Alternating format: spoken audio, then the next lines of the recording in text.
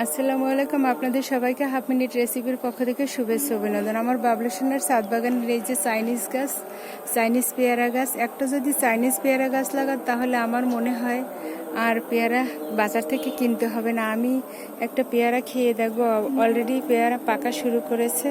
বিসমিল্লাহির রহমানির রহিম। খেয়ে দেখি আমার বাবলু সোনার ছাদ বাগানের পেয়ারা, আমার খুব পছন্দের। গতদিনও খেয়েছি, আমার বাবলু দিয়েছিল। বিসমিল্লাহ। সেই স্বাদ। ছোটবেলায় যে খেয়েছি, বাবা লাগাতো। আলহামদুলিল্লাহ। আপনারাও চাইলে বর্ষে একটা চাইনিজ পেয়ারা গাছ লাগিয়ে রাখেন। এর কোনো তেমন যত্ন নেই, ছোট একটা টবে লাগিয়ে রাখবেন, 12 মাস হতে থাকবে আর খেতে থাকবেন। বাজার থেকে আর কিনতে হবে না। দারুন। আল্লাহ আপনার কাছে কৃতজ্ঞ।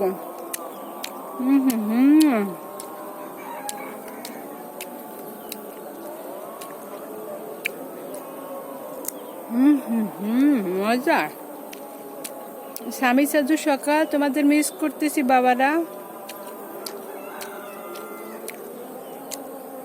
আর চাইনিজ পেয়ারা গাছে প্রচুর পরিমাণে পেয়ারা হয়। এখন একটু পেয়ারার সাইজটা কমে গেছে, প্রচুর হয়।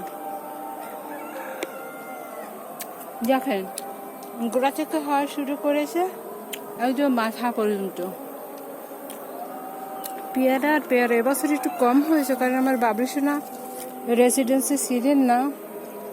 এটা পারবো আমার বাবলু সোনার জন্য। বিসমিল্লাহির রহমানির রহিম। আমি খেয়েছি, আমার বাবলু সোনা খাবে না তা তো হতে পারে না। দেখুন কত পেয়ারা হয়েছে, আলহামদুলিল্লাহ। প্রচুর পরিমাণে পেয়ারা হয় আমার বাবলুর ছাদ বাগানে। আমাদের অনুপস্থিতিতে আল্লাহ যাদের খাওয়ায় তারা খায়। আমি তো আরো খেতে চাই, সেভাবে পাকে না। এই যে 2 রানী বসা আছে, তোমরা পেকেছো না? আর একটু পাকবে। দেখুন কত সুন্দর পেয়ারা। যাদের একটু থাইরয়েডের সমস্যা আছে তারা অবশ্যই পেয়ারা খাবেন। আর পেয়ারায় প্রচুর পরিমাণে ভিটামিন আছে, আপনারা ইউটিউব থেকে জেনে নিতে পারবেন। তো খুবই ভালো লাগলো। আমার বাবলু সোনাকে অসংখ্য ধন্যবাদ জানাচ্ছি। আসলে আমার বাবলু সোনা হচ্ছে আমার প্রাণ, আমার অক্সিজেন। সাথে আমার আরও 3টে ময়না পাখি আছে, সাধু স্বামী সকাল। তারাও আমার বিপদের দিনে আমাকে কি যে হেল্প করতো, একদম কলিজের ভিতর রাখতো। আমার স্বামী, আমার সাধু আর আমার সকাল আমার মুখে হাত দিয়ে বলতো আহারে। সে কথা মনে করলে আমার মনটা একদম টনটন করে ওঠে তাদের দেখার জন্য। তাদেরকে খুব মিস করছি, কিন্তু ওয়েদার খারাপের কারণে আমাদের আসলে শারীরিক মানসিক অবস্থা খুব খারাপ হয়ে গেছে। আসলে সারা দেশেই এখন দুর্যোগ। পানিবন্দী মানুষের জন্য অবশ্যই দোয়া করি। এই যে দেখুন, ভাগ্যিস আমার বাবলু সোনার ছাদ বাগান ছিল, যার কারণে আমরা মোটামুটি একটু শাক পাতা খেয়ে বেঁচে আছি। কারণ হচ্ছে বাহিরে যাওয়ার একদম কোনো অবস্থায় নেই। কারণ হচ্ছে বাহিরে এত পরিমাণে কাদা ময়লা, যার কারণে আমি আর বাবলু সোনা কোথাও যাইনি। কোনো রকম যা বাসায় থাকে সেটা সিদ্ধ করেই খাওয়া হয়।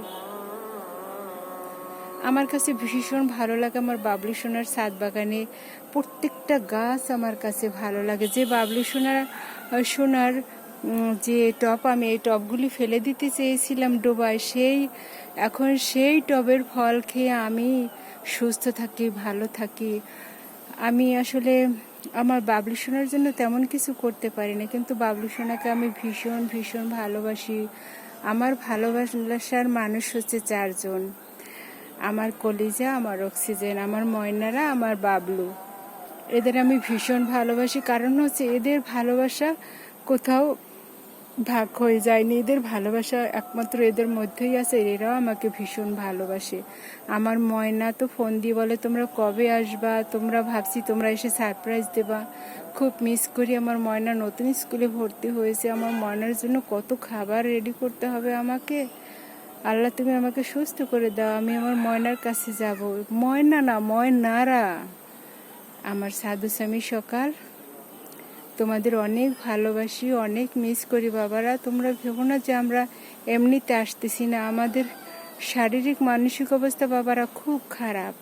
তোমরা তো ছোট, তোমরা বুঝবে না, বড় হলে সব বুঝবে। তোমাদের জন্য রইল দোয়া। আর যারা পানিবন্দী আছেন, অসহায়, খারাপ অবস্থা, আপনাদের জন্য অবশ্যই দোয়া। আল্লাহ আপনাদের সব কিছু সহজ করে দিবে। সবাই ভালো থাকবেন, সুস্থ থাকবেন। আল্লাহ হাফেজ।